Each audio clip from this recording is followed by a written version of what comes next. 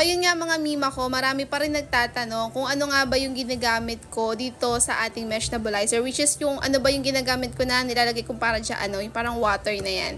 So guys, ito yung ginagamit ko, si Salbutamol liquid solution. So may dalawang brand ako nahanap at ito yung dalawa na to, mura to. So guys, bago pala kayo bumili nito, make it sure na kahit pa paano ay nakapagpa-check up kayo. So sinishare ko lang to guys kasi nga para pag niresetahan kayo ng mga doktor na pwede kayong mag-nebulizer, ito yung mga bibilin yung brand. So, sinashare ko lang sa inyo to kasi meron ngang mas mahal nito. Tapos, etong dalawang to ay mura lang. So, eto yung isang pinaka-mura, which is si TGP. Sabi ng isang comment before, nasa 6 pesos lang daw. Pero nung nagpunta nga ako ng TGP, 10.50 na po siya. So, eto siya guys. Tanungin nyo lang siya sa sa TGP, sa TGP. Tapos, eto naman guys, eto yung dating, nung hindi ko pa alam si TGP, eto yung binili ko, which is nasa 12 pesos siya. Kasi yung kauna-unahan kong binili talaga na Salbutamol solution guys,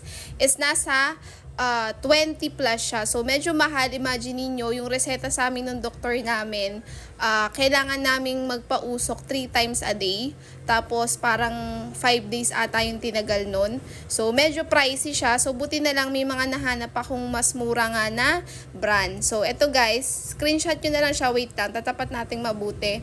So, eto. Pag wala kayong nakita sa TGP, eto yung hanapin yung isang brand.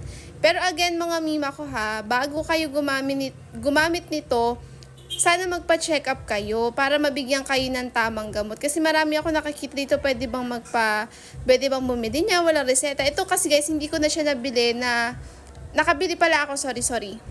So ako kasi guys, nabili ko to kahit walang reseta. Pero before kong malaman to guys, na-diagnose talaga yung anak ko sa ospital. Kasi nga, ayun nga, nagkaroon siya ng history nung magto 2 years old siya na may asthma siya. So, namana niya talaga sa akin. So, ito yung mga binibili kong Salbutamol solution na mas mura. Kasi meron nga dito ng mas mahal. So, sana nakatulong itong video na to. Ayan, screenshot nyo na lang. Para meron kayong idea kapag halimbawa niresetahan kayo ng mga doktor nyo na kailangan nyo mag nebulizer. Ito yung pwede nyong bilhin.